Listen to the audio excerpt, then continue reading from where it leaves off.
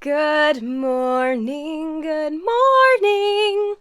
It's time to start our day. Good morning to you. Let's clap. Good morning, good morning. It's time to start our day. Good morning to you. Yay! Good morning! The sun is out, it's bright and happy. Oh, Miss Jamie's happy. Do you see my smile? Do you know why I'm happy? Because it's autumn, my favorite season. Do you know what the seasons are?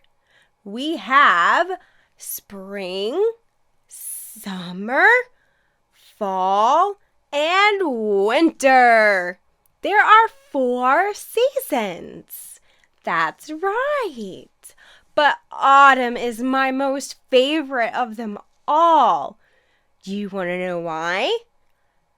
Because the leaves on the trees, they start to change colors, and it's so beautiful.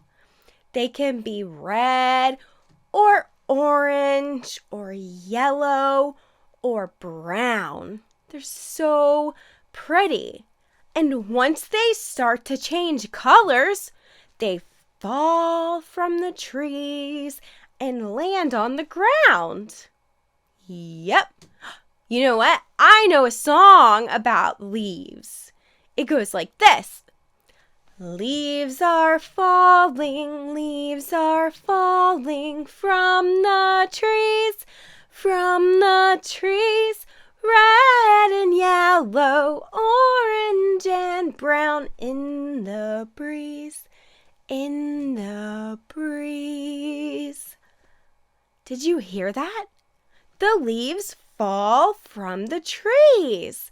Sometimes autumn is called fall. That makes sense because the leaves fall from the trees. So silly. What else happens in autumn? It starts to get cooler outside. The temperature, which is how it feels outside, goes from hot to cool. So maybe you'll start wearing pants or a light jacket, depending on where you live.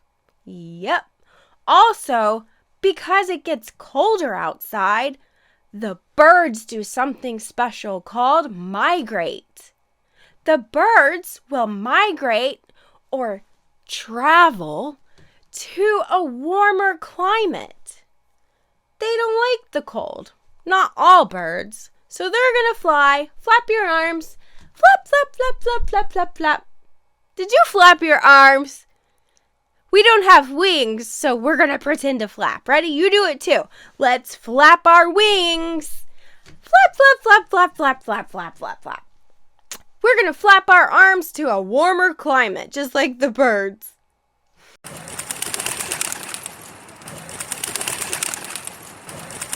The birds. Let's keep talking about leaves, though. Leaves. Yesterday, my son Samuel and I went on a nature walk. We looked all around our neighborhood for leaves that had fallen from the trees. We collected as many leaves as we could, and we put them in a box. See? Look at all of those leaves. Do you want to hear them? Listen really close.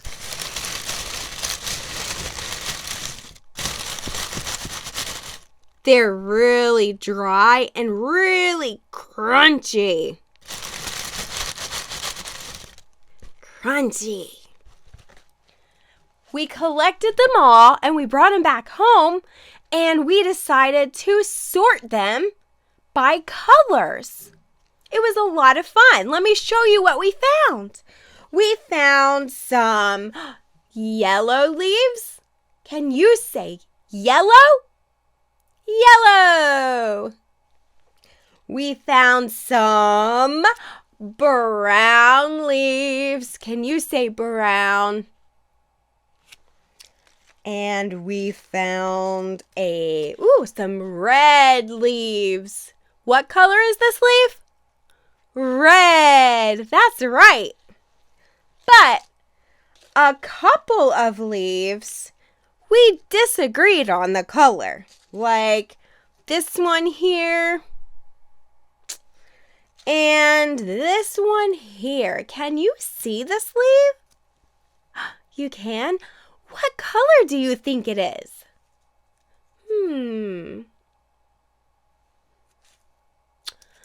I said it was golden.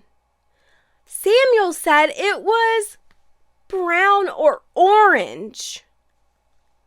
It's the same leaf, so how can we think so differently about the same thing?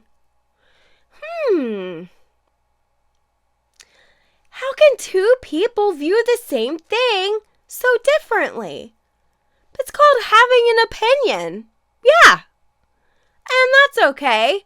Everybody can have their own opinion, and everybody can think differently. The important thing to remember is to always be kind and be polite. That's right. Now let's think.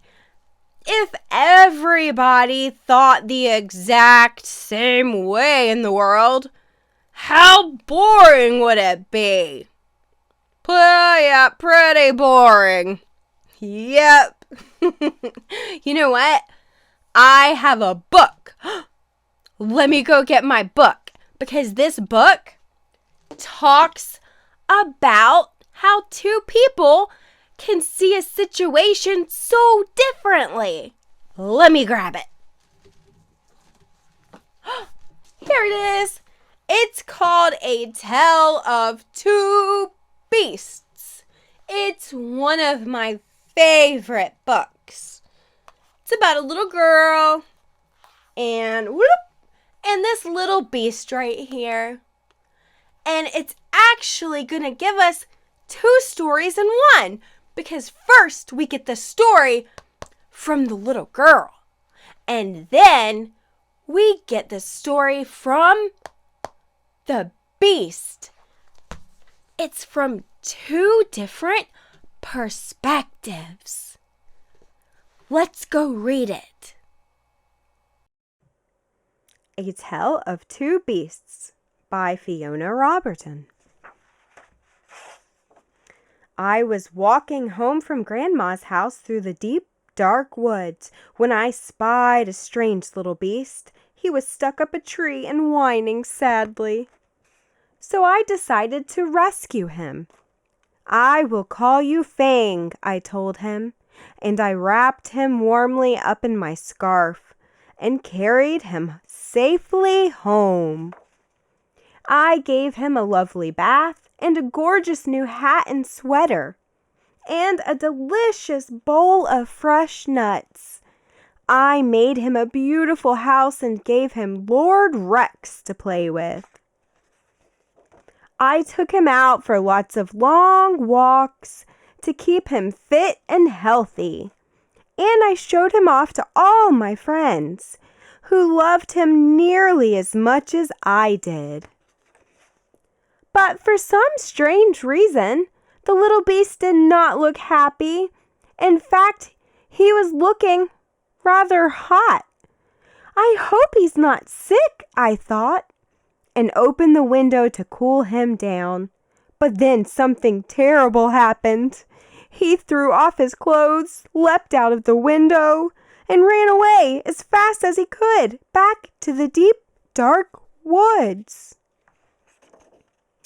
I wanted to go and look for him, but Mama had other plans. Dinner time, blurg. Bath time, erg. Bedtime, grrr. I couldn't sleep. I missed the little beast and wondered if I would ever see him again.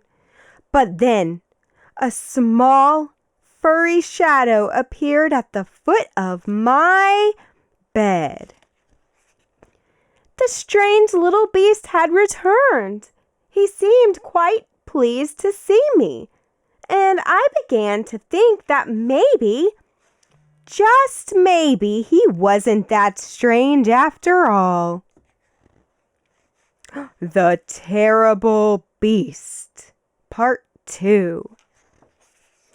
I was hanging from my favorite tree, singing happily to the birds, when...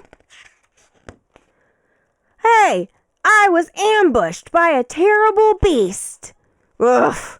She growled at me and tied me up and carried me off to her secret lair.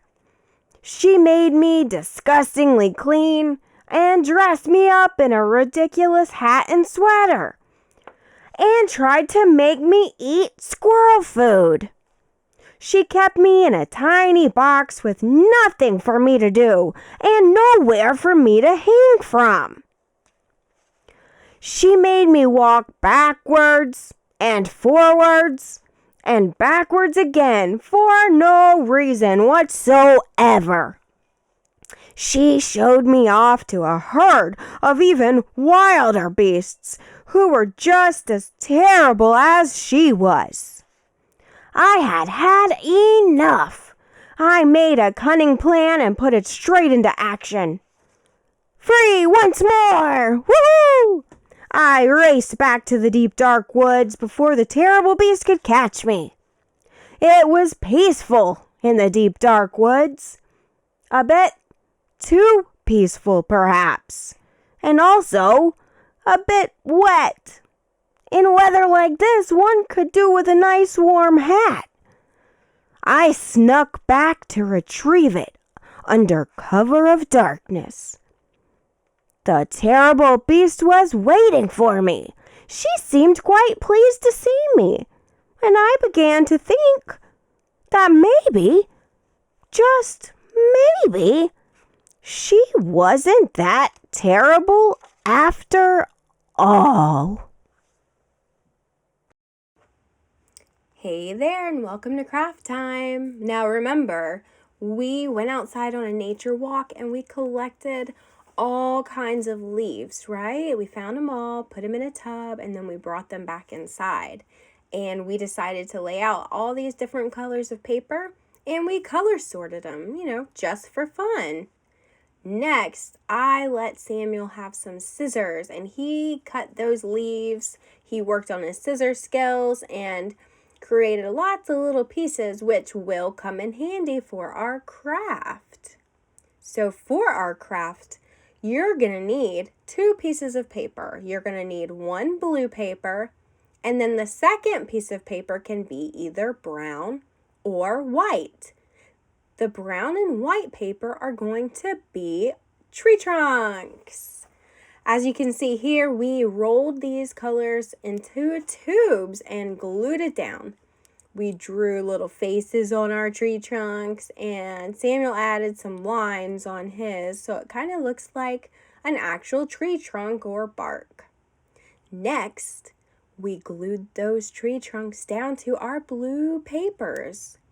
After that, we drew on some bare, empty branches. You see these wiggly lines coming out of the tubes? That's what those are. They're going to be branches.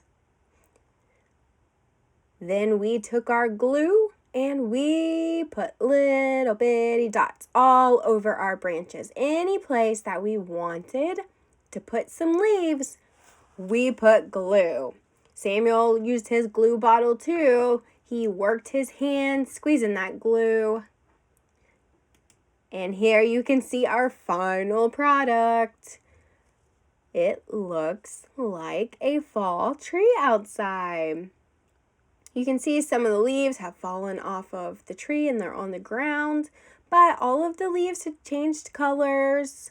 There's no super green leaves anymore. They've all dried out and they are getting ready to fall off their tree.